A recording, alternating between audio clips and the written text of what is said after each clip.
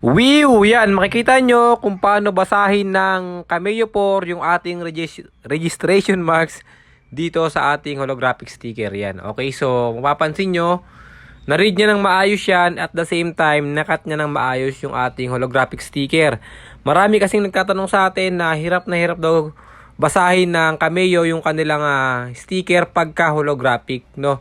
So, meron po kasing technique akong ginagawa, meron akong diskarte na i-upload ko na rin before or nagawan ko na rin ng video before yung technique. So, bago kayo mag-print sa inyong holographic sticker, no, lagyan nyo muna ng sticker na puti yung tatamaan ng inyong registration marks. Kasi, pag hindi nyo nalagyan yan ng sticker na puti at dyan dumirektang na-print sa holographic sticker, nagre-reflect po kasi yung sensor nung Cameo natin dun sa ating holographic sticker, kaya hindi siya mabasa ng maayos. Kaya ang ginagawa ko, nilalagyan ko muna ng sticker na puti, then tsaka ako magpiprint. Okay, para dun pumatak yung ating registration marks. So, yun po yung isa kong technique. Then pagka-print niyan, papatuyuin ko ng 24 hours or magdamag, tsaka ako lalagyan ng phototop.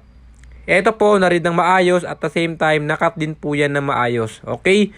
So, yan po yung isa kong tip or isang technique para mabasa yung ating registration marks sa holographic sticker. Ayan po, nakat po ng maayos yan. Okay? So, maraming salamat po. Sana meron kayong natutunan sa ating video. Woo!